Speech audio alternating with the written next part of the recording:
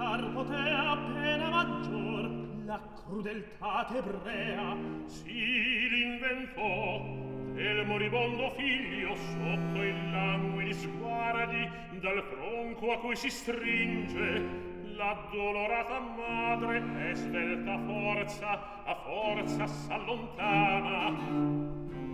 Geme, si volge, ascolta la voce di Gesù che langue in croce e s'incontra gli sguardi, o voce. Che disse mai? Dall'empie turbe oppressi me vide e lei fra suoi tormenti intese pietà dei nostri e alternamente allora l'uno all'altro accennando con la voce e col ciglio me provvide di mano.